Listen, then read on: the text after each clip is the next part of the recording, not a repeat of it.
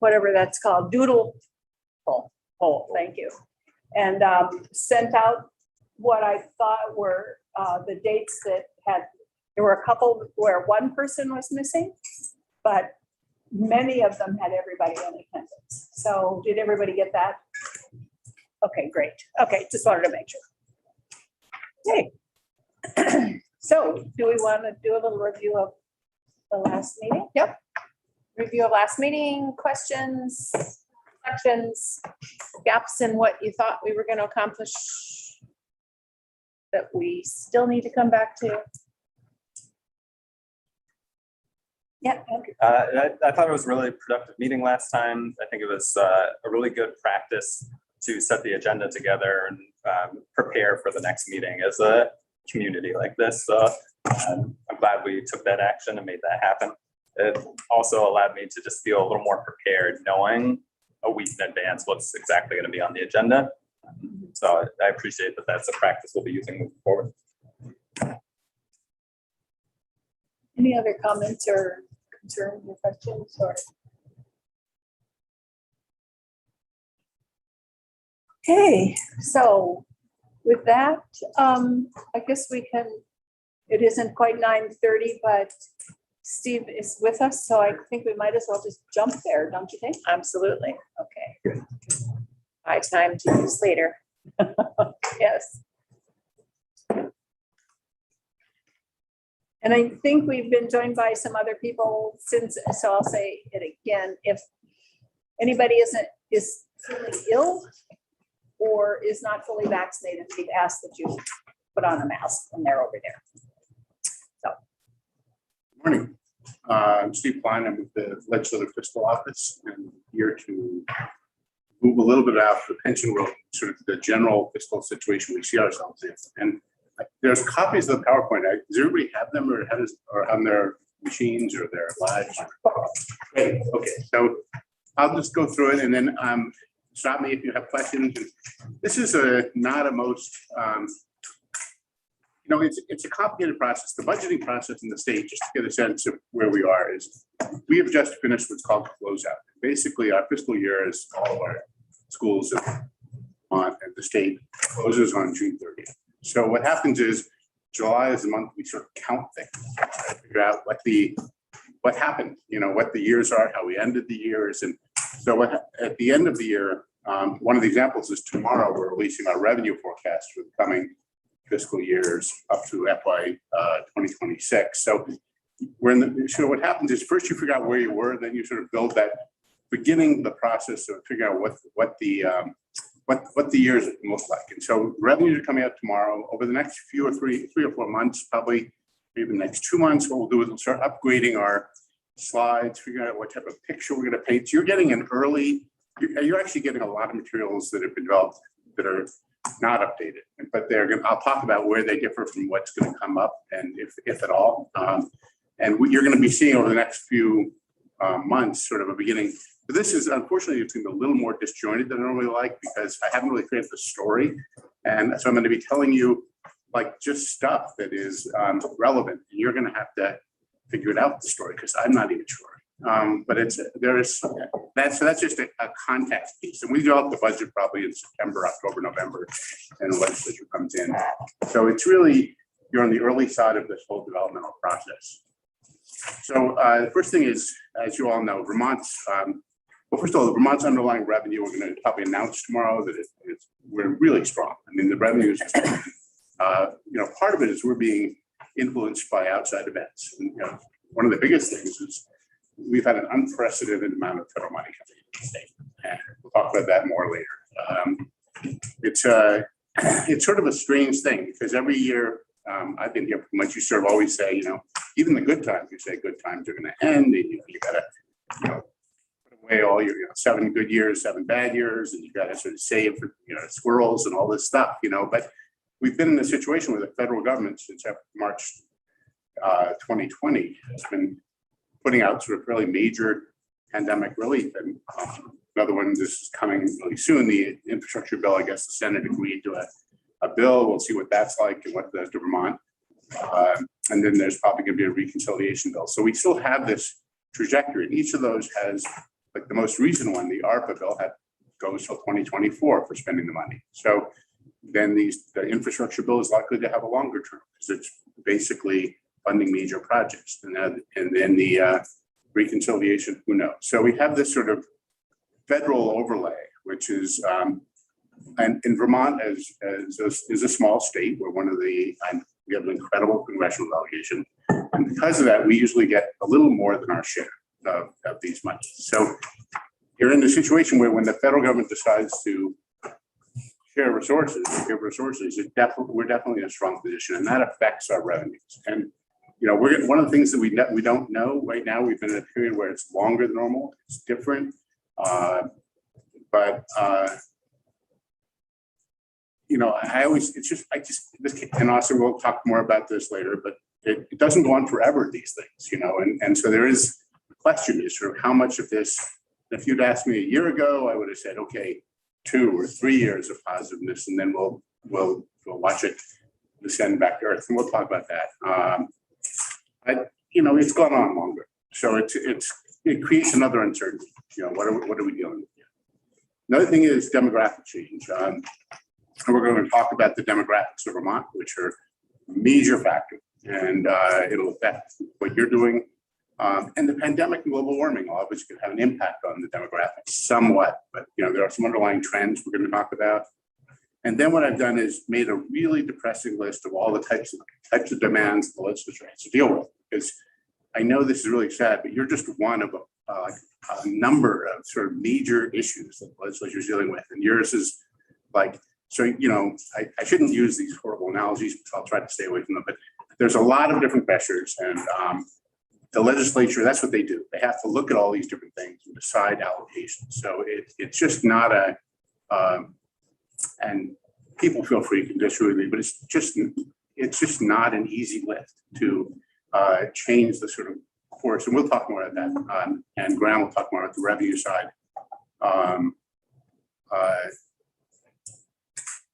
You're probably sitting on one of the most important issues in the state in terms of liability, but it is, you listen to the debates and you'll hear, and we'll talk more about these, but the global warming issue is huge.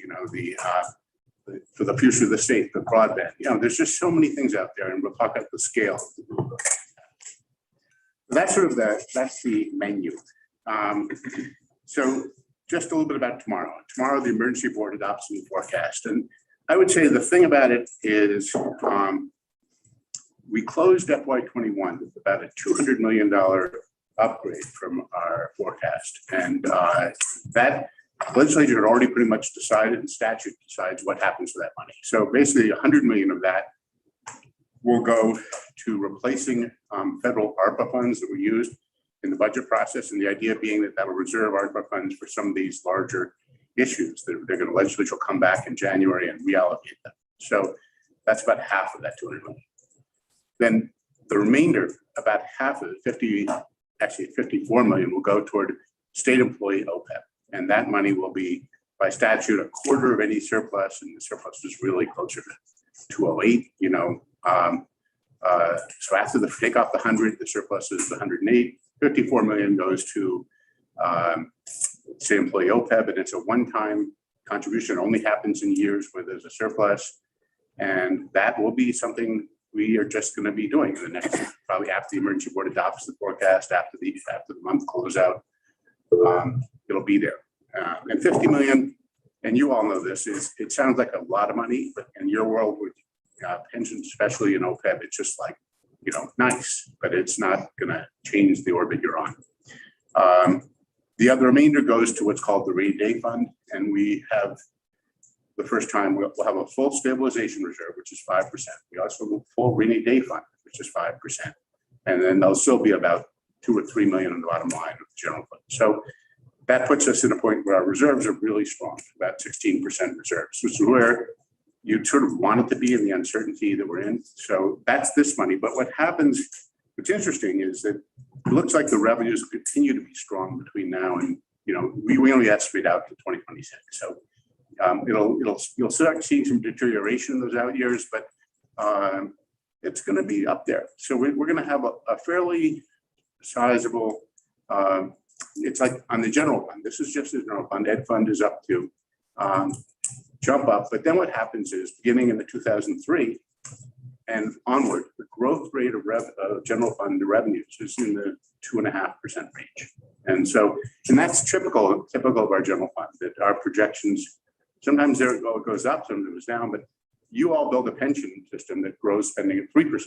And as you know, sort of for employees, this year was a fairly good year for state salaries, but we sort of see payout at around 3 to 4%, depending on what happens, and sometimes less. But so if your revenues are sort of in that 2.5% range, and you have this pension and salary growth that's above that, even though you have a lot of room right now to sort of do stuff, but you still have this sort of little bit of a miss there. And we have other things. Healthcare grows fast, and so that it is what happens to the pension world, what happens in other areas. What we do as fiscal people say, if our revenue projections are going to grow at 2.5% a year in the general fund, and you're bringing us a spending plan that grows over that, then we get nervous. We sort of want to find things that grow slower to countervail that, because you have to make everything fit. And what you'll find is in the administration, the governor, finance commissioner will come back and tell departments, okay, our growth rates, whatever, we're gonna allow your budget to grow. I know your salary increase went up 4.1 this year or something. Grow your budget 3%.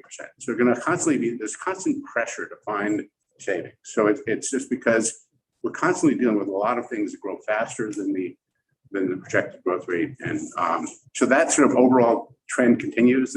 What's different though this year is this jump up in general fund, and so I'm going to be happy for that. I'm going to sort of give you a lot of reasons why it's not as happy as you think. Okay. Question. Yes, I was about that $200 million surplus. I see on here you have allocated by statute is the $54 million to the state employee OPEB. Yep. You mentioned $100 million to ARPA. Is the $100 million to ARPA, is that also statute, or is it That's in the budget. There was language that said the first $100 million of any surplus will be of general fund surplus be used to replace ARPA budgeted amounts. So that's also budgets to statute. So yes. And so what happens is that essentially gone. The 100 million of ARPA is freed up, and the legislature has created about a 1.25, little more than that, list of sort of things they want to fund, which we'll talk about a little later. But it's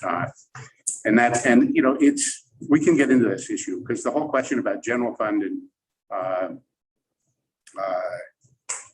use of general fund and ARPA. The governor's in one place, I'm probably in a different place, but I'm just a staffer. So we'll talk about that later. But it's and I work for the legislature. So anyway, it is. But there was this concept in the ARPA land is let's use it for transformational activities, and that's sort of it. And we'll go into that later. Yeah. I just want to dig into that a little bit. So that $100 million in state dollars would replace federal dollars. Yeah. Knowing that there's limitations on the federal dollars, why not use the federal dollars to fund things we can fund, and then use state dollars for, to have more flexibility to. That's what I would say. And because generally general fund is your most flexible money. So you save that for things that you can't do. It doesn't make a lot of sense. Generally what happens when you have federal money which has restrictions, you use it for things you can fund. You try to find those opportunities where it best fits and save the general fund. But that's not the course that the governor proposed. There was a compromise in the legislature, and such is life. Well, and to speak to that point too, using one-time dollars like this, I think folks in legislature, as well, the administration sees investments in truly transformative things. When you backfill budgets with one-time money, you create issues in 2-3 years down the road that are often ugly to unwind. Oh yeah, no, I agree. I just think like things like broadband. Yeah, it's like really good use for one-time money. There are appropriate uses of one-time money that you can match with federal dollars, I would think. It just surprised me. Yeah, and you guys consider really right that you really want to be careful of this. We're going to get into this too, is lining up one-time money and base money is a critical part of what we do. But you're also right that, you want to use whatever resources you have as effectively as you can. You don't want to be in a situation where you're pushing to use federal money in an area where they may or may not be eligible and saving your general fund for things you could use federal dollars for. It just doesn't, it's not typical. Typically you go for you try to line up the money with purposes as much as you can. But I think that the other issue is the governor and the legislature both have talked in terms of transformational activity. And so there's this whole concept of, can we use the ARPA money in a transformational way? And just one of the things to think about is Vermont is one of the, Vermont, because of the small state minimum, Vermont got more ARPA per capita than any other state except for maybe one. And it's, and the numbers are staggering. I mean, you're talking, the ARPA per capita is multiples of what like if you're in New York or California or a highly populated state where the ARPA, it was not a small state, their share, and the shares are just much different. So we do have a capacity to use it for this aspirational developmental thing. And that is going to be a theme that we're going to get back into. So let me move on to one more page, although it's good to go on because this isn't going on forever. Aging population, we're going to talk about that, fewer kids and demographics. We'll talk about that in a few minutes. The pandemic and global warming, it's, we don't know if it's transitory or how they'll impact underlying trends, but Vermont is amazingly well situated in both situations. And a lot of it is the work of leadership of the administration, I think, that and legislature, but we're one of the lowest, if not the lowest in the country. By that we have the highest vaccination rates. We're relatively safe place. And I'll show some charts in here that indicate this. And it's for tourism, that's a plus when people think about where to go. And you've all heard about the demographic shift. People coming to Vermont. It's still not, documented. We've looked at tax records, things like this, to try to find out how real it all is and how if it's something that's going to amount to.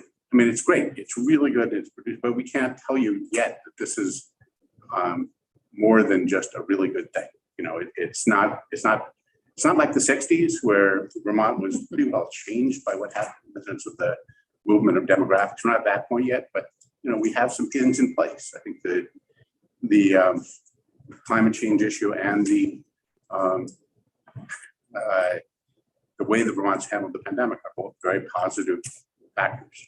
So, okay, then we're gonna, then I have a whole bunch of charts on demographics.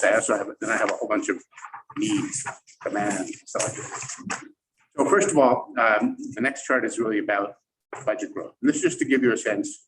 On the top line, you see the total budget, and this includes all state and federal funds, 5.9 billion, 6.3 in 20, the first year of the pandemic, 7.3. By the time we finish budget adjustment, this 7 number will be much higher than this. But you're basically, going from 6 to, 7, $1 billion. And that's a big jump, and on the one hand, you can say, in the general fund, you see 1.6, 1.6, 1.7, 1.8. We'll probably be maybe 1.89 or 1.9 by the end of the year. But one of the things to think about is if we're really, when we look at the federal funds and you see this basically $1 billion in 21, by the time you're done in 22, it'll probably be somewhere in that neighborhood.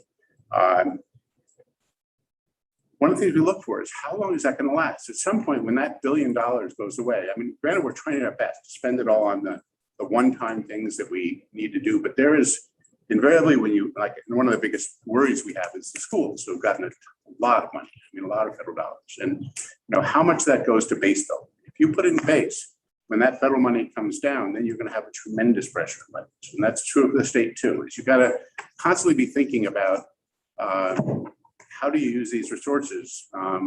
And as the federal money goes, it's going to put more pressure on the general fund. So so on the one hand, we're going to be seeing this massive, growth in capacity of the general fund, but compared to sort of when you look at the overall budget, when the federal dollars go, we may not go back to 6, but we may not stay at 7. And even if sort of when the federal money goes away, we drop to 6.5 or something like that.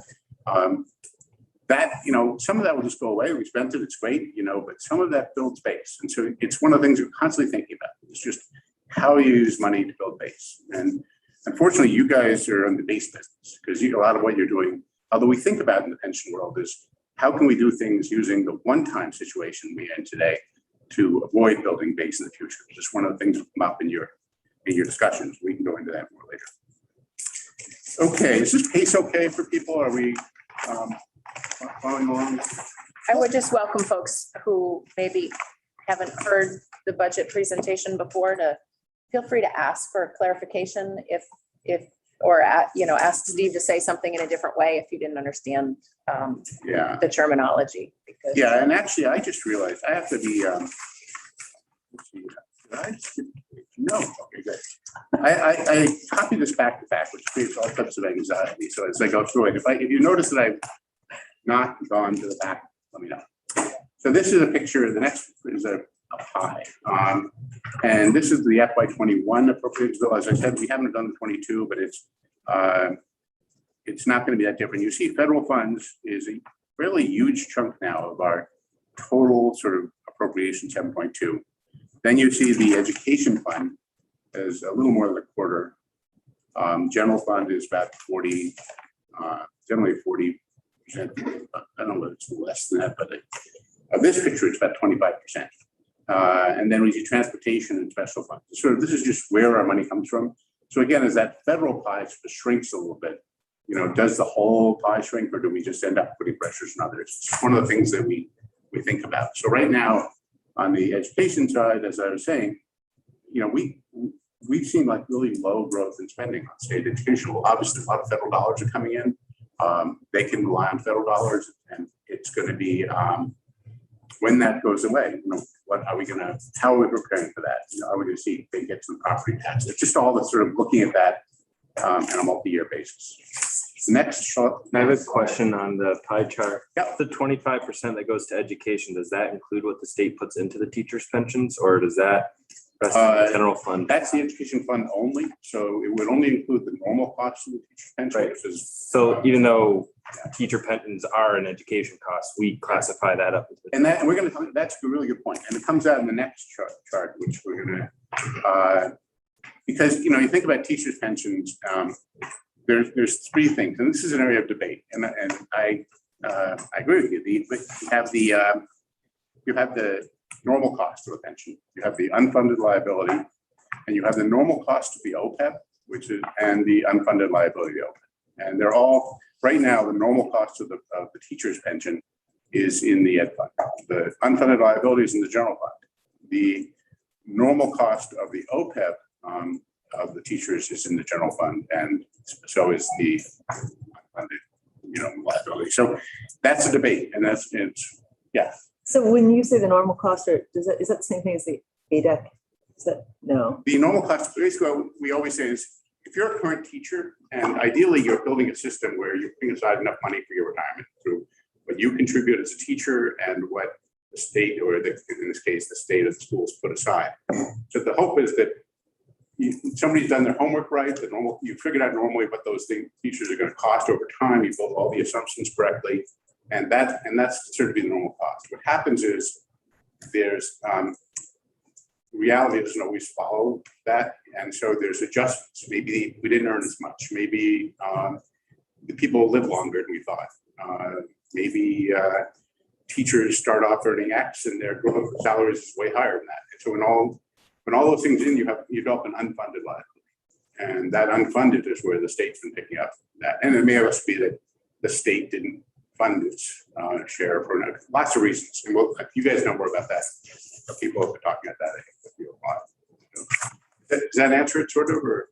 Yeah, I'm just trying to figure out where the ADEC is in that equation. So is it the amount that the legislature pays to cover some of those whoops we did it wrong in a given year? So what we do, and in the teacher situation, the normal cost is covered by the school system, which is probably, I think it was 36 million this year, give or take, or 37.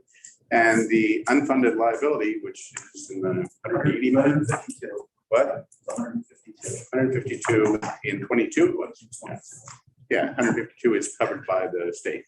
And so we cover that unfunded liability. One of the things that is an issue, and you all think about this, is there's the unfunded liability from the past, and then there's the unfunded liability that happens every year it goes up. Like, and so at what point does the state's obligation to cover past unfunded liability, should that end? Should you say, okay, if you estimate wrong and the normal cost, why should the state continue to pay the unfunded liabilities? Like, so let's say, give you an example that Treasurer talks about occasionally. Okay, a school says my budget's too high, I've got too many teachers, I'm gonna offer early retirement. And so then what happens is people retire, it affects the unfunded liability. And so when the school makes that choice, why should the state pick up that unfunded liability? So, one of the things you're getting into is what should the state really pick up? Is there a point where we say, let's have the state cover the unfunded liability that was created under it from the past period, but then future unfunded liability should be like the normal cost in the end. There are people that throw me out of the room for that. And we'll get in some of the same things with OPEB, teachers, current teachers, healthcare retired teacher healthcare, why is the normal cost in the general fund?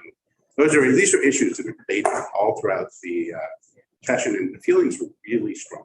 And it gets that same issue we're going to talk about in a minute, that the education fund is property taxes. And there's a real incentive to keep property taxes low. So the more you put into the education fund to pay for it, that's going to hurt your ability to keep it low. And there's other goals, which we're going to talk about later, which is goals of dealing with low-income students and waiting for different populations. Well, if you move to a weighting system of education, you're going to need transition money, because those towns that are currently receiving a lot may receive less. You want to bridge that. And so wouldn't that be nice to have $20–30 million of education fund to sort of smooth that transition? Well, the more, so there's other demands in the education fund, universal meals, we talk about that. So all of these things are, just like in the general fund, you have a lot of demands in the education fund resources. So anytime you get in debate, you have moral and political reasons for doing everything.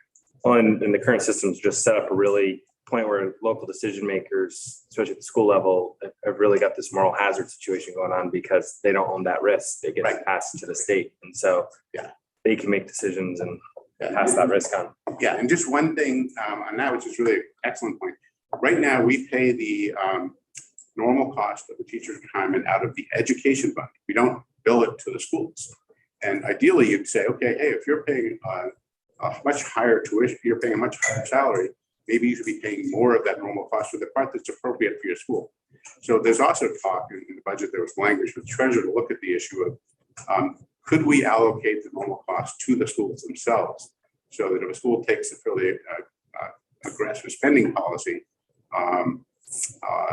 they would absorb that in their, In FY 39, once we've reached the end of the amortization schedule, where do teacher pension costs come from then? back when? And FY 39, once 39? 39, yes. Where do pension costs come from then? Do they come from the general fund? See, that's a really interesting question. So back in 1930, you're talking like. No, in 2039. 2039, that's when the amortization schedule, that's when the amortization schedule ends. Yeah. Not trying to go back that far. Wait, I was saying, whoa, that's a really, but it would have been interesting to talk about that. Because, and I actually, unfortunately, I'm going to do 2 minutes and I'll go into your thing, which is historically, the way we helped out schools was by paying for pension funds. And so before we had a lot of the formulas and a lot of the thing, pension sort of was a way to shift money from the state to the schools. So, and also, as you know, healthcare costs were sort of de minimis at one point. So then we moved to sort of aid, the sort of pensions have been historically, I need to look at law on this, but I think if you look back historically, it's been there for a fairly long time. We'll look at that issue. But now, 2039, so then 2039, the normal cost should still be in the schools according to current law, but the unfunded liability should drop dramatically. So what will happen is at that point, the burden on the state would be less, although all the new unfunded liability will, until you change the law, unfunded liability, whatever its cause, will continue to go to the state. But you have to, if I'm going way too far off the reservation, just let me know. Okay. No, I think that's, Okay. any other questions at the moment? No, and I think that you going off on those just points out the complexity of what, this is not just a simple issue. It's very complex, and whatever you do here impacts over here, and we need to understand that. So now, yeah, I'm just looking at this thing. I thought I'd numbered these pages, but I'm not. That's okay. We can see what you're looking Okay, at. so now I think we look at the state funds, 2.8 billion. And again, you see Medicaid and education are the two biggest blocks. And the reason it says state funds, that's when you get rid of the federal funds, push that aside. Push aside the education fund, there's just look at the state dollars where they go. You're gonna still see those biggest bars are where the state dollars go, healthcare, Medicaid, education. And we put our whole sales tax in the education fund, plus compared to our purchase use, some of our rooms and meals and lottery, things like that. Then you look at the other things we talked about, there's a link here, transportation. Is somewhat, the general government is not a huge part of the whole, even though it's called the general fund and state funds, proportionally the big chunks of our education and healthcare. And then just this other one, which is just state employees, $919 billion base. This is the payroll. In FY21, we had a one-time $1,400 payment. Employee.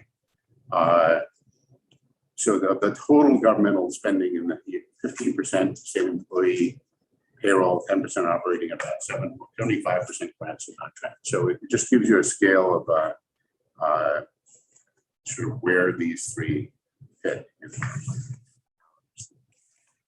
I have another question. Back on this one. Yeah. Can you explain under the pre-K to 12, the partial orange and then the partial that doesn't have the orange? It says net ed property tax, and I'm wondering what the part that isn't net ed property. Yeah, okay, so, so this is on the first chart, this is on the 7 billion one. Mhm. So we talked about here, we have two big chunks. We have how much to pay for by property tax. In Vermont, as you all know, property tax is a state tax in a sense. And then you have the general fund, not general fund, the sales tax contribution, the meals and rooms tax contribution, all those sort of state tax contributions. And that's the break point there, is sort of what paid for by what most states consider to be local taxes and property taxes, and what's paid for of the more traditional state taxes. Does that also include the homestead piece and the, Yes, that would be a net deduct from the property tax. so that's in that top part of the bar as well, like, Ed property tax. That would be I think the net ed property tax is that's the local share. For the top part, gray is the state share. So why it says net ed is because you net out the income sensitivity, all the sort of property tax rebates. right, and I was just referring from the other end, so the income sensitivity piece is in the gray part of that bar. Yes. Okay, as support from the state. No, it's in the lower. No, we just raised property tax on people to cover that. We sort of figure out, here's the gross property tax, but we don't, it's the reason it says net property taxes, we subtract from that the your property tax is what you owe. So if you are paying income sensitized property tax, it's only what the income sensitized amount. So that's a net property tax. But then the piece that the state supported for low income individuals is in the upper part of that bar. No, No. okay, that's okay. Don't belabor it. No, I'll figure it out later. that's what we pay to subsidize the property taxes.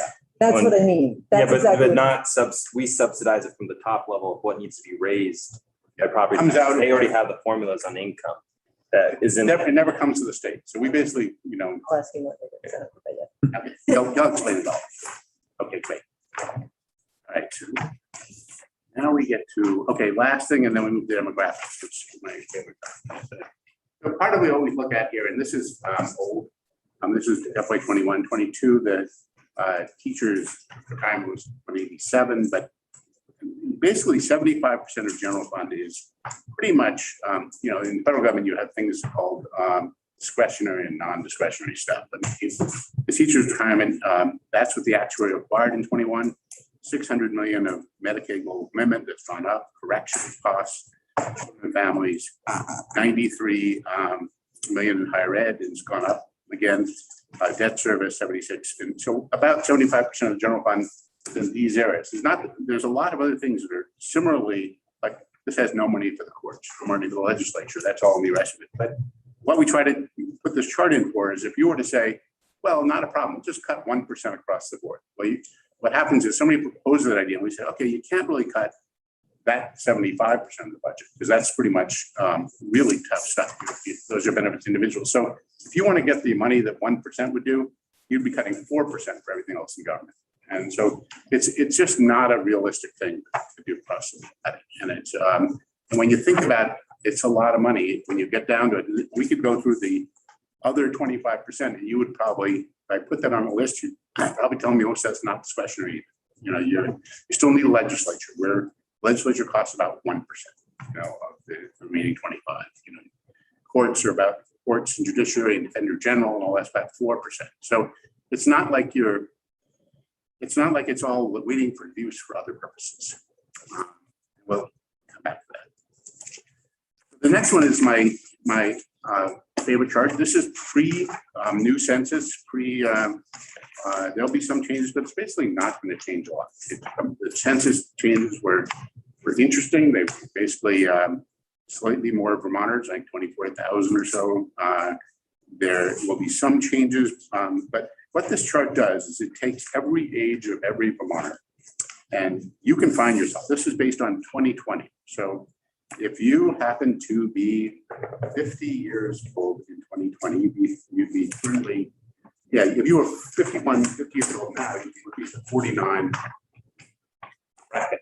So you can find yourself. What this chart is saying is, some of you can figure, when you get to be like 85 plus, there's not many of you left, because some people don't make it to 85 plus. So you sort of see a thing. What you see here is the baby boomers and this big bulge here. And then you see a fall off when baby boomers, they at some point they boomed, and then there's less births. And so then you see what we call the baby boom echo, which is a much smaller number. And one of the things we're finding in Vermont is people are not as, I don't know how to do these things, but birth rates are way down. People do not produce as they used to produce. And so that's part of what happens. But so when you see, and the echo, the baby boomers, you know, if it came from a family of 3, it now be a family of 1 or 2, you know, so it's just less. And so then, and you see this weird thing, we're gonna talk more about that in a minute, but this happens to be, Vermont is an exporter of college education. And so what we do is we bring in a lot of college kids, and then we send them away. And so we don't send them away, they go away. And so we'll talk more about that in a minute. So, and then you see the 20 to 0, just in the demographics, how many are in each of those little lines? That's going to be really relevant for things like what's going to happen in school populations. We'll talk more about that in a minute.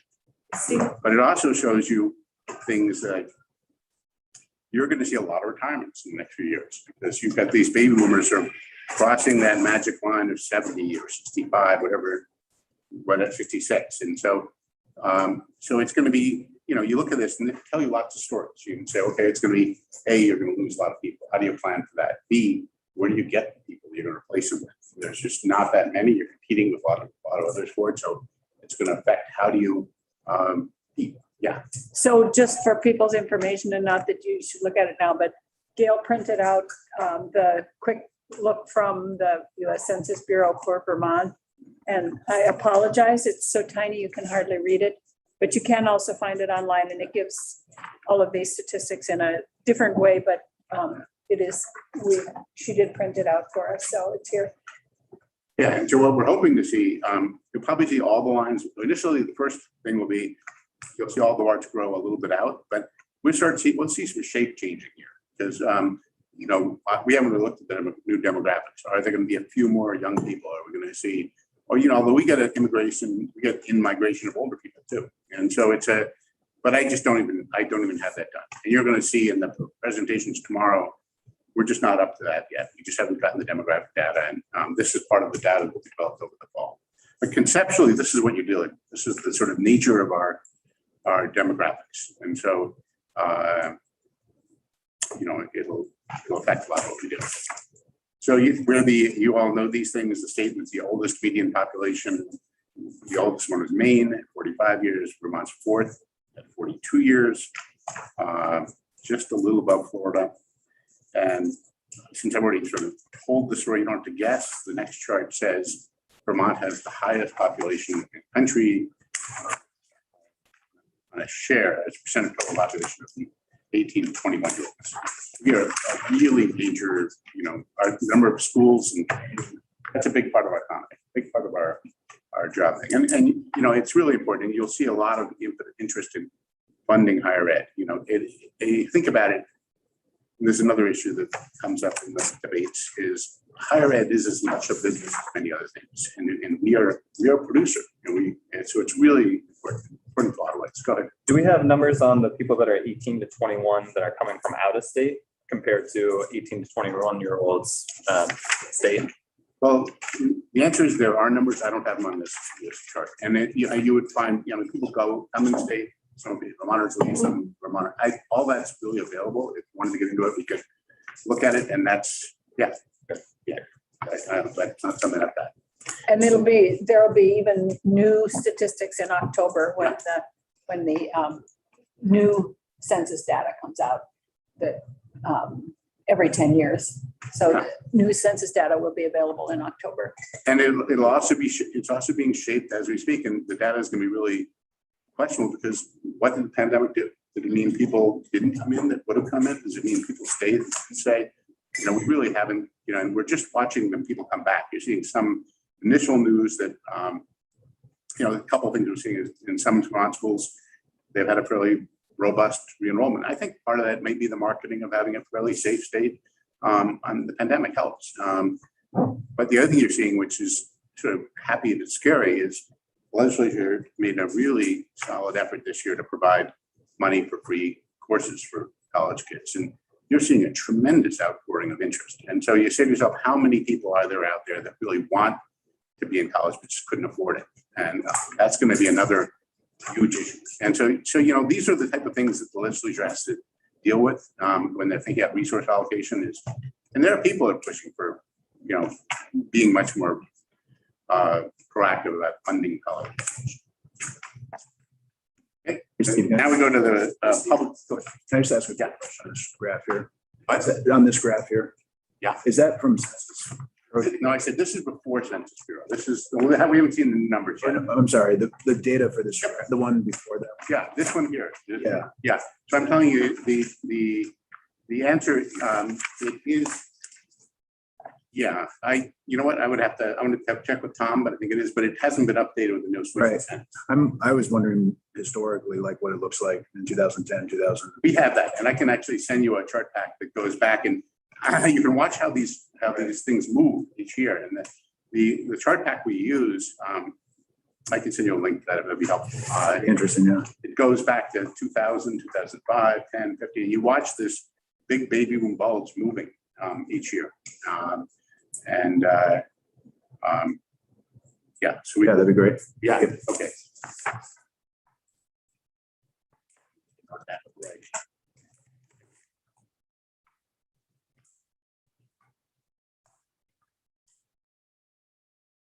Okay, so now we get a chart on the schools, and this is a really school enrollment declining.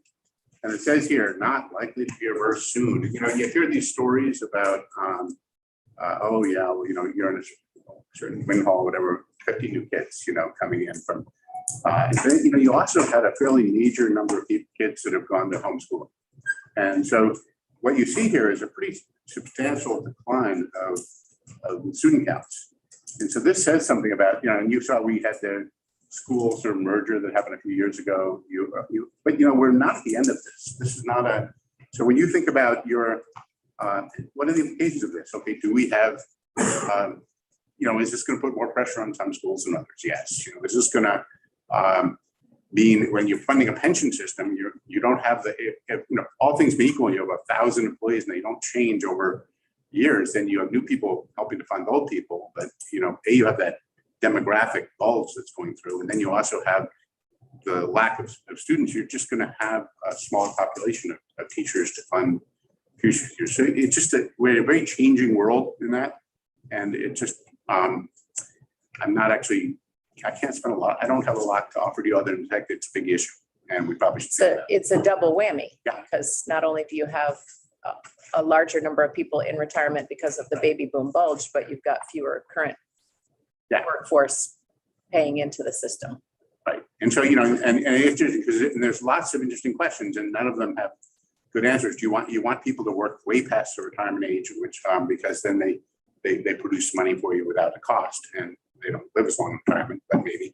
Or you also want to have less teachers. So, but then you don't want to get rid of all the young creative teachers, welcome to the complications of what you're doing. Okay, so now we're done with the demographics and now we'll go to a little bit of the pandemic.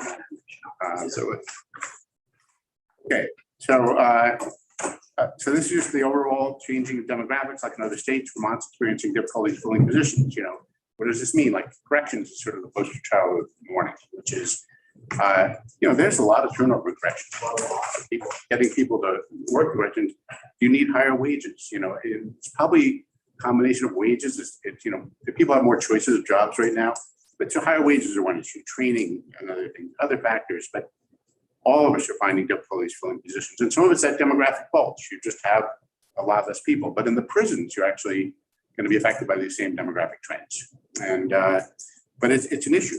One of the things that you hear, unions not very happy with this idea, but there's a lot of, I'm a fiscal person, so I just care about like balancing books, and I'm really awful that way. But if you would build, rather than having all these diverse institutions, if you were to build larger institutions, maybe you could be more flexible about some of these costs. Maybe you can provide more services and better use employees. But people, every time you have an institution in a different location, you build a constituency around that. So these are types of policy issues one has to think about.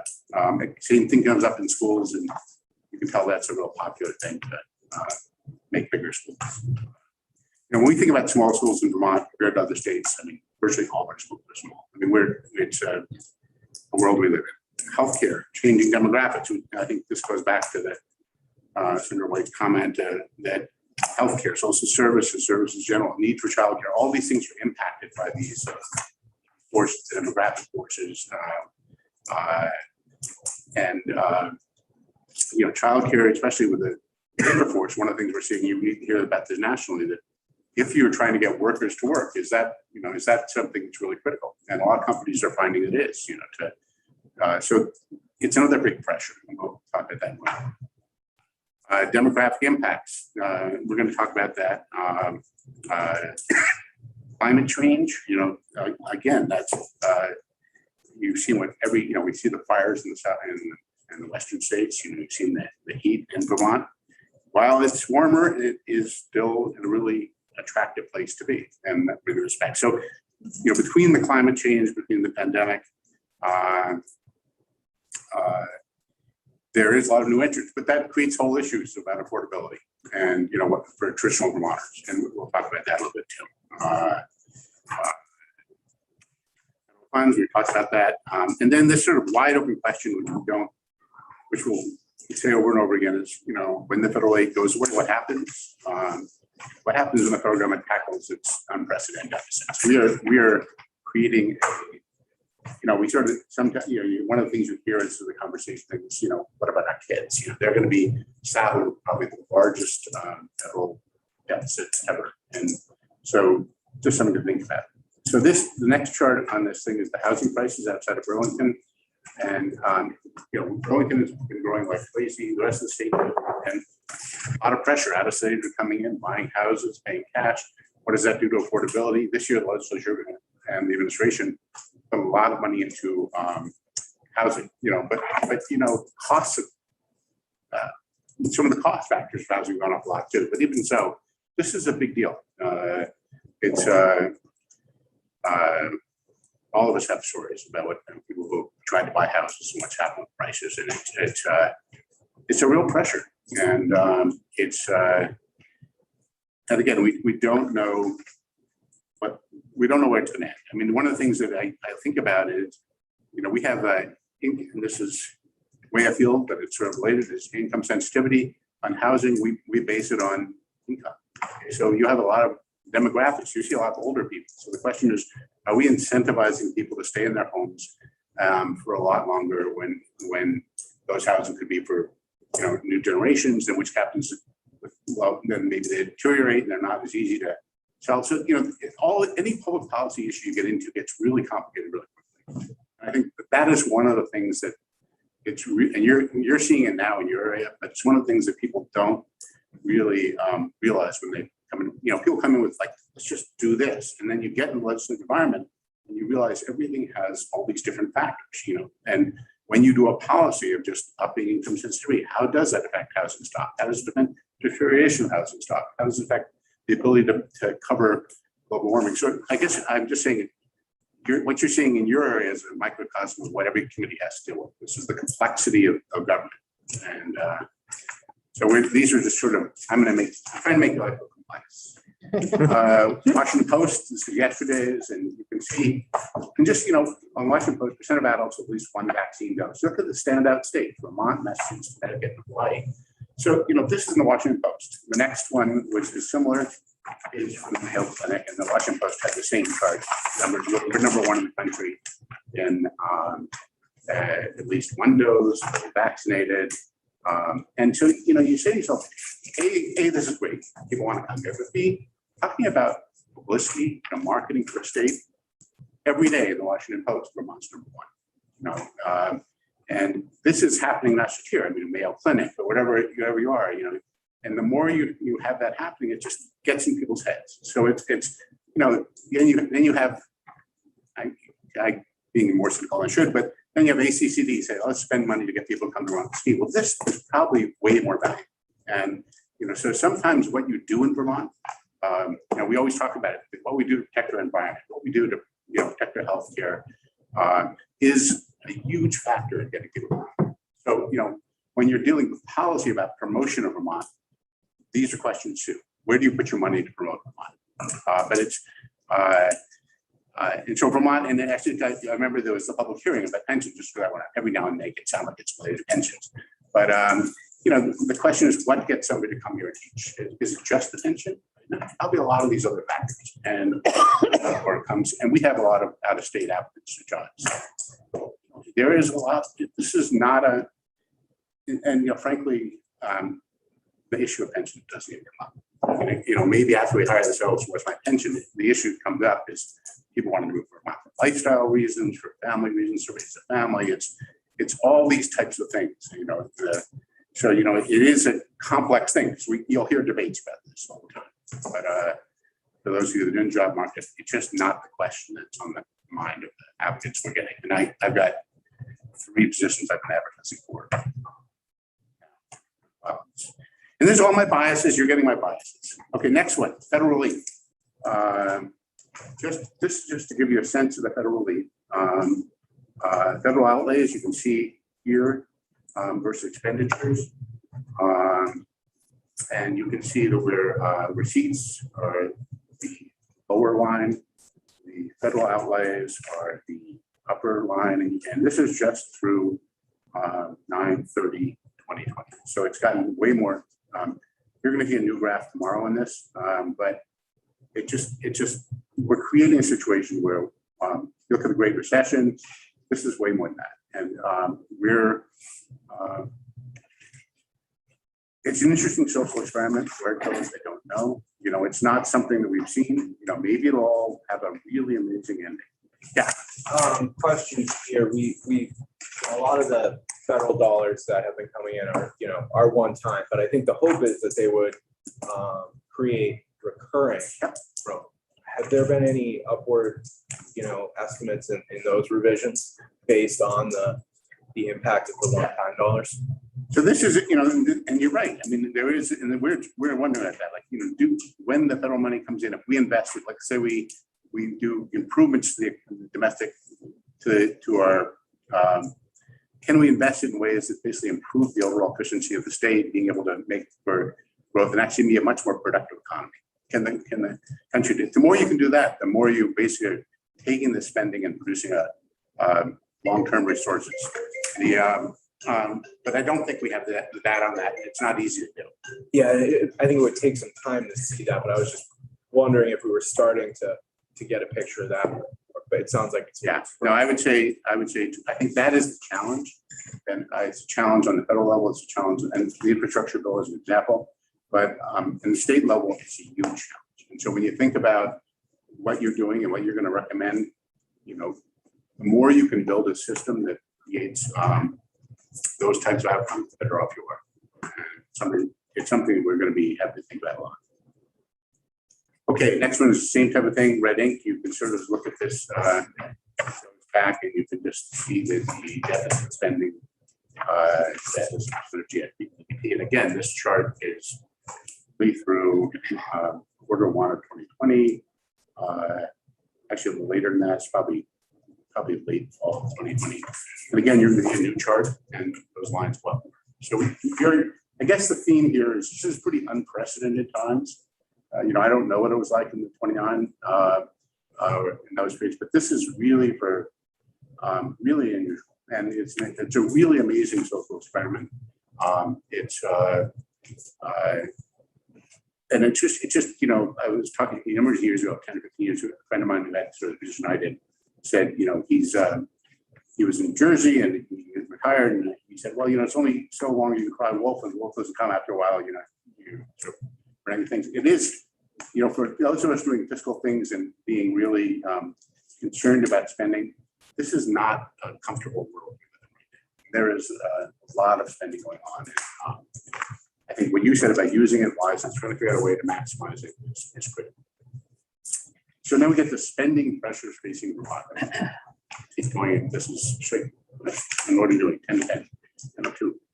Okay, this is where I just try to make you realize that there's other fish in the sea. Okay, first one is yours. I mean, this is clearly the 5.6 million, 5,657 million, 5.6 billion of unfunded liabilities. The good news about that is if somebody wrote you a check for $5.657 billion, you paid it off and you can almost cost. So it's not like an ongoing $5 billion a year. It's more like, you know, just a one-time huge amount of money. But it's really huge and dwarfs most of our liabilities, dwarfs all of our liabilities. So this is the world, and that's probably why what you're doing is front and center, huge issue, and has gotten a lot of attention. Setting aside 150 million. It's not much money, but it can be used creatively, and it can be used to just plunk in. It can be used to incentivize behavior. You name it. That's what you're going to have to figure out. How do you effectively use what you've got to do it? Transportation unfunded liabilities is the next one, and this is from a report. And you'll see the link on top of the pages. It talks every year. Every January, the administration publishes what they call their unfunded liabilities report. What this is, it's statutory obligations where we have the statutory obligation if we don't fund it. So it has to literally, or that there's a pretty clear unfunded liability. So we think in the transportation, roads and bridges, infrastructure maintenance, 223 million a year is the difference between what we need to be providing. And this is an annual cost. So that if you were to look over 10 years, $2.2 billion, it's not inconsequential. And so even though we're going to get a fairly substantial chunk of money from the infrastructure bill, and even if we get a one-time, I haven't done the math yet, but it could be a lot. Yeah, it's not going to be, it may help us for 3 or 4 years, it may reverse it, but this is a maintenance issue. This is like ongoing problem. And the problem with transportation and unfunded liabilities is as bridge deterioration, and you read about these things, up to a certain level, it can create, then it's really a problem when something happens. And it's sort of, then all of a sudden, but it's a real issue. Reach up, funding to eliminate the rateable reduction of 49%. So what we do is we calculate what the obligation is by session, but to fully fund Reach Up, and about $45 million. So this is dated, this is last January's numbers, and they're based on the prior year. What is Reach Up? Reach Up is the program, it's a welfare program for probably the most poor, I would say. I don't know if you all want to, if you all know. I think it's the same as TANF. Yeah. It's payments to families with children. And so what we've done is we figure an obligation, 45 million, we appropriate about 21 million, and then we basically do a rateable reduction, reduce what the full statutory amount is, and then we fund it. So that what happens is this 23 million that was projected then is now down to maybe 20 million. We did fund more this year than we had in other years.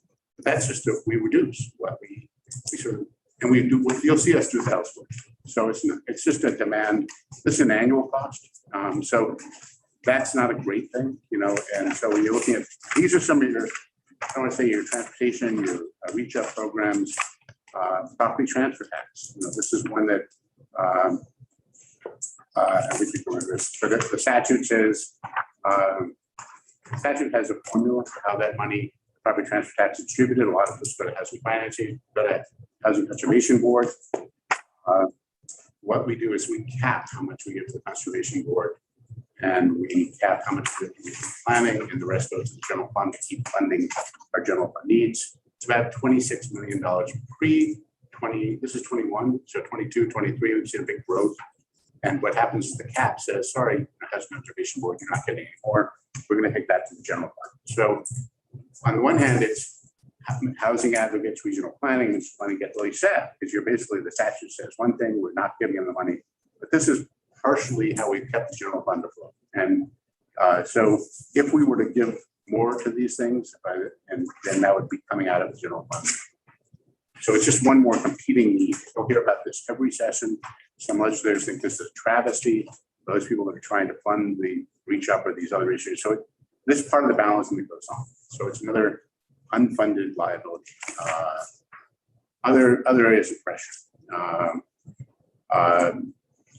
The chair of House Workers called me before this meeting and said, no, she wanted to make sure I said base state funding. We have constantly, you'll have the administration saying, okay, we just gave you a 3% pay raise, and we're going to ask you to level fund your budget, which means you eat that. You know, what a lot of our social services are provided by community organizations, by nonprofits. So we give them maybe a 1 or 2%, you know, cost of living increase, and those, they are seeing huge turnover. Hard to train people, hard to keep people. And so if you look at a system in crisis, there is the whole base funding of a government.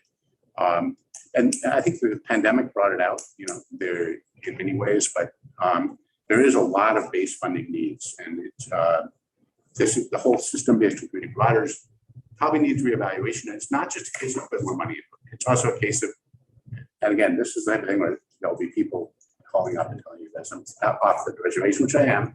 You know, do we need 14 DAs or developmental agencies? Do we need to restructure the system? So it's not just about funding the existing system. It's thinking about, well, hey, we're moving to a new thing.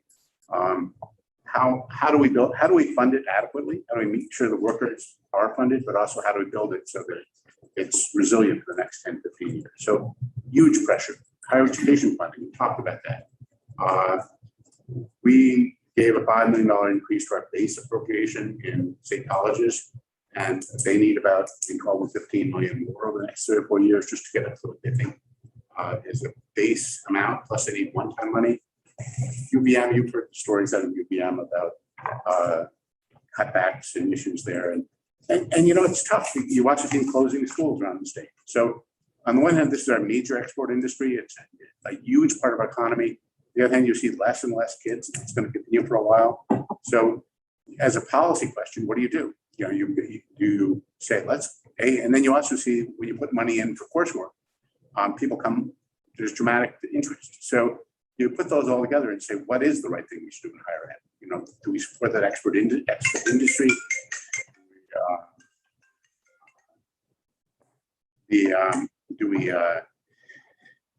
Just how do we handle that? So higher ed is on the list. I think it's clearly pretty strong out for the support state colleges, and it's pressure. Physical facilities, state courts, district state buildings varies. Generally, courts just ask for basic support of $10 million. New correctional industry, $140 million. I got a call yesterday from a tech center that asked for 90 million, wants to spend 90 million to upgrade, and they say that they could get 20% more kids. There's a lot of needs for trades education in the state. Other people say, do we want to keep tech centers going? But it's, a lot of this requires sort of looking at a policy question, but the answer is you're not going to get away from the fact that the need for resources. Construction, about two estimates. We did one in-house, 350. Another one I saw was 600 million for a statewide school construction issue. Again, how do you prioritize that? Every school has its needs. Some of them are beyond that. I mean, really schools that have extreme health issues and other schools that want to see the school construction project maybe more flexible needs. And so how do you sort of prioritize in that area? State IT, one of the things that we authorized 56 million, which is probably about 10% or maybe less than what we need in the way of really to bring our systems up. One of the things the state's never really had is that ongoing commitment of like 50 million a year for the next 20 years to sort of keep our systems going. We're moving to in the old days, you bought a system and stayed there for 20 years or 30 years. Our labor system would be an example of any one of them. But and then you bought another one. Well, nowadays, you're seeing software as a service. You really need to constantly be funding your tech system. This is a major area which can talking about the issue about how do you create an effective government? How do you create an efficient government that makes that's more productive? One example in integrated eligibility and human services, they have just in the last year or two made it so you can now upload documents from your cell phone. So when you go to the office and you didn't bring a certain document, you can get it sent in. Things like that sound like really simple stuff, but it takes a long time.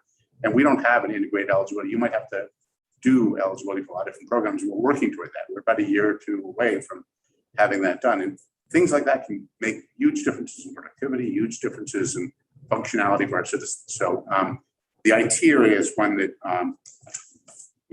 I would put that, we always have this debate where I always say, let's start off by putting it in as a requirement. Let's put 50 million in, 5, 10 million, whatever it is, as something we should build in what we call our budget projections coming year. And then the administration presents their budget and they either do more or less, but it's, people view it as discretionary. I actually don't think it is. It's becoming more and more clear that it's not. So it's an issue. Global warming. We are just going to get the reports over the next few months of the cost of that. There have been many debates in the legislature where people stand up and say, how can I vote for this budget? Because it's not doing enough for global warming. Well, we think that the estimates we're seeing coming out of that group are 100 to 200 million annually is not up to date. That's about what we're looking at. I think because we have now established statutory targets about how much we have to, I'll use all the wrong words, but what do we need to reduce our emissions or whatever the right word is. And somebody say, we need to 40,000 new electric cars. We need to build the infrastructure to do that. The two areas which are most critical for global warming is transportation and housing. And so that, the amount of money we can put in that kind of, 100 to 200 million is not off the end. Broadband, probably one of the best things we do with the economy. And you all saw it in your schools and people moving up here. I mean, it is probably one of the most important things. And the legislature and executive branch have recognized that it's the top priority. But still, it's in the olden days, there was a study that talked about $400 million cost. I think it's probably double that or more. You're going to see federal money coming in on that. Vermont has chosen a very distributed system of broadband implementation using union districts, and it's got its pluses and minuses. Yeah, it may be on one hand you may be getting more pockets of coverage and getting things out, but it's going to require more work, more time, and more. It's got its own complexities. So, clean water, we have about a $2 billion need over the next 10 years. This isn't just clean water; it's wastewater, stormwater. We have put some money into it, but it's still a major issue. I'm hoping, we've got a lot of federal money. We'll probably get more. Some of these over the next few months, we're going to see federal dollars come in. Brownfield cleanup, 350 million. Waterbury Dam, and this is just a random list. I mean, I don't mean to say this is in any way inclusive, but construction need about 15 million of state funds. There's going to be federal funds involved. We're trying to get and some of the other ones, just legislative priorities. We talked about pupil weighting. You know, if you say, okay, we're going to weight your pupils by, we're going to change how the money, the state dollars are distributed. Have more minority or low income or English language students, you get a higher weighted aid. There's going to be a lot of towns that wants their tax rates go up, some wants to go down. And whenever you have change like that, there's a lot of interest in finding a way to soften the change on communities. So that's not an inconsequential cash need. A lot of interest last year in universal meals, probably a $30 to $40 million cost. And if you put that on the ed fund, which is an expenditure. And so you're competing against the pension issue, which you're,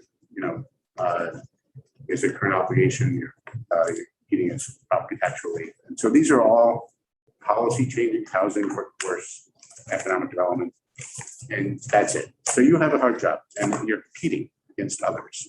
So Thank you for that really uplifting. presentation. yeah, Maybe try to leave it on a bit more uplifting note. Understanding all the fiscal pressures and all the good news we've had, do we have a sense of what new federal money might come in over the next 6 months or so, looking at the infrastructure bill and both the bipartisan piece and the social infrastructure piece?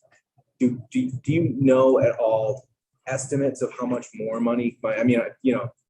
The ink is still wet on that. So, but do we have any idea of?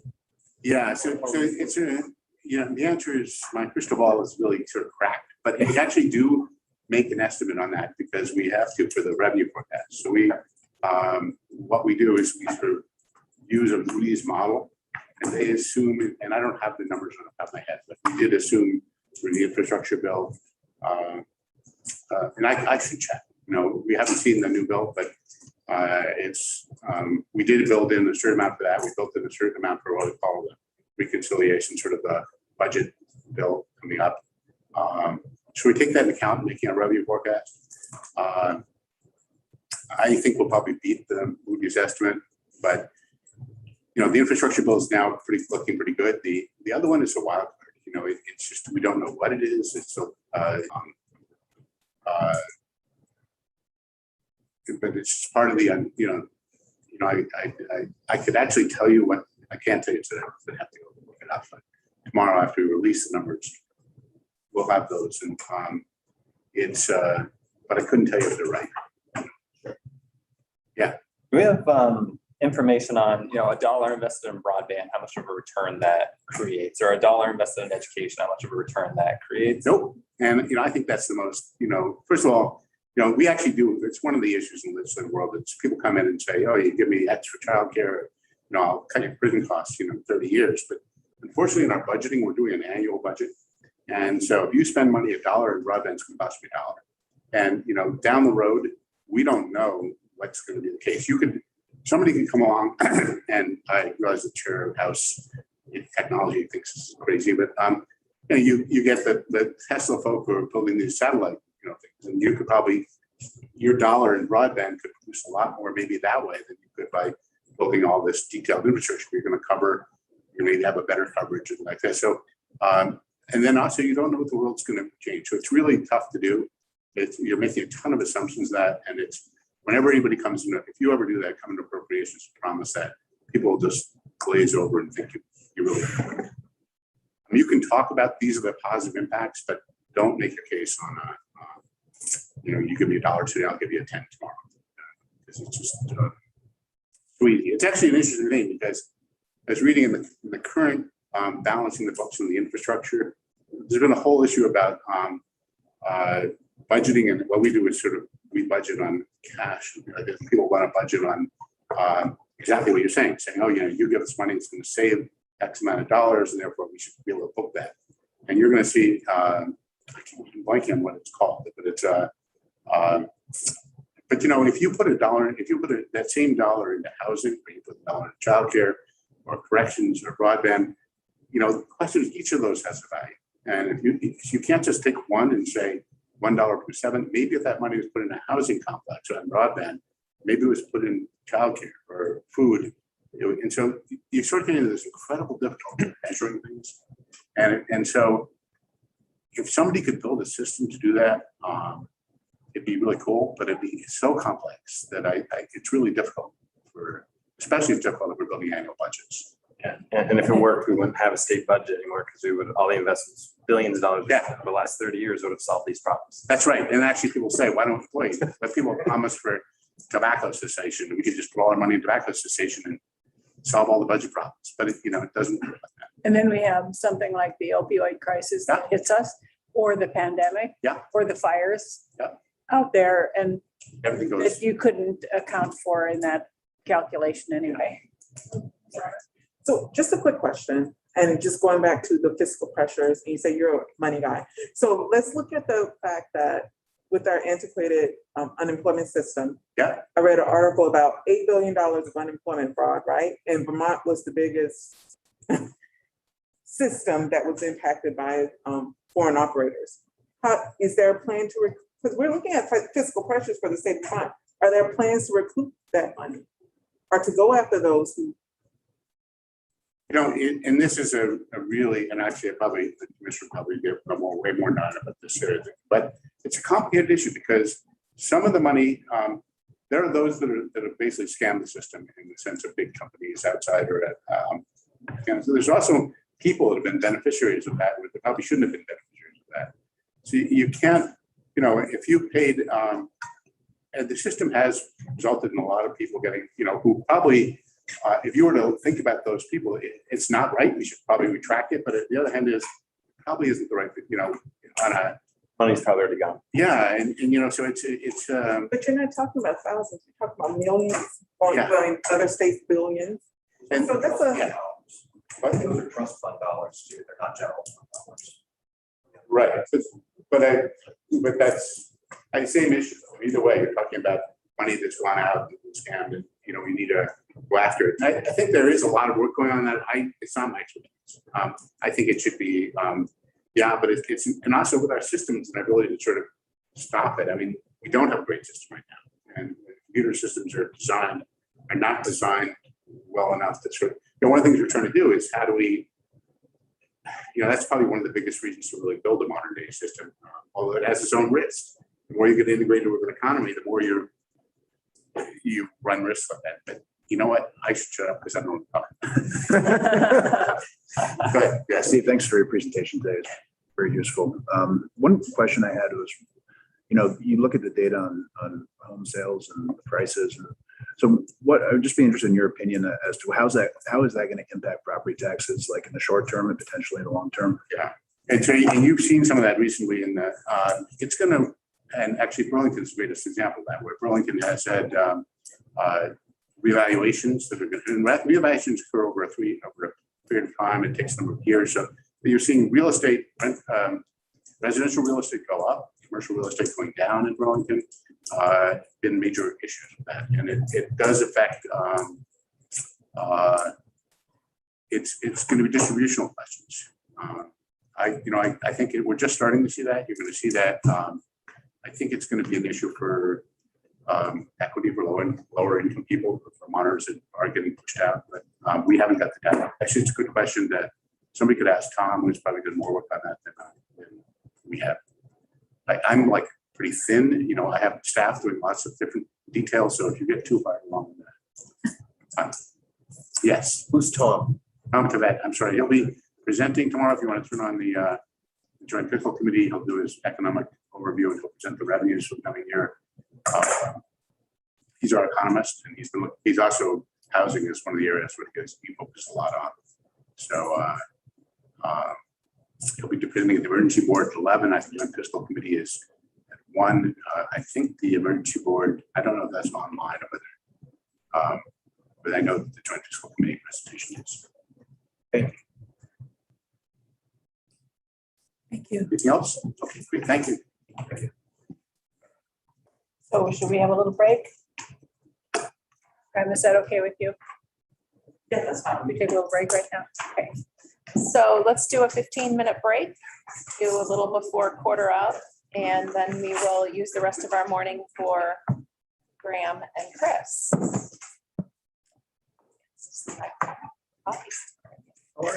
Ken, how you doing? Health insurance. Okay, so And then So welcome. that, now, let me just get back to where I was. My question is, so, you know, you have people. So the way education works, all the budgets get That I ran. we get a total bill. Also, add then to our pension obligation when it comes to this number. We offset it with a tax revenue Okay, or these tax revenues. And then we have to fund a property tax. We already know that income sensitivity based on historical data costs this. When we set the tax rate, it already so because getting subsidized, that's what I was wondering. Yeah. So you want. So we're subsidizing the total amount we have to raise by the. And it's getting set, but like We already know that costs the state about. It's not I didn't. inexpensive. To do when we raise. It's 85 to 100 million dollars, but so when we say we gotta raise $1.4 billion, let's say by the property tax, we actually have to set a tax rate that is high enough to include income sensitivity. So ballpark numbers, 10 cents on your property tax rate goes to income sensitivity. So what I was, So like people who don't make enough, we already really do. The debate was we should do based on income tax. We already do our property tax really based on income. right, and so it's a more progressive. about what, as of what. Yeah. I'm almost IT, so like. saying, So if you own a $200,000 home, you probably pay $200 in property tax to offset. We may not have a lower income, but also and I'm not our gonna home may pay out on the $800. table. Rate that they can afford. I mean, I think that because there are a lot of Like my wife and I've never, non-negotiable. so it's like 95,000 when we came out of college. I actually made $49,000 That's the case. I don't know. or whatever it was, and we were just over. Yeah. So we, That includes the governor. well, no, but I mean, I think that we can say there are no Right. non-negotiable. yes, right. So, but the other issue is, and what he's pointing to, because especially elderly, who may be really wealthy. Benefits. It's always fun. I don't always get a podium that,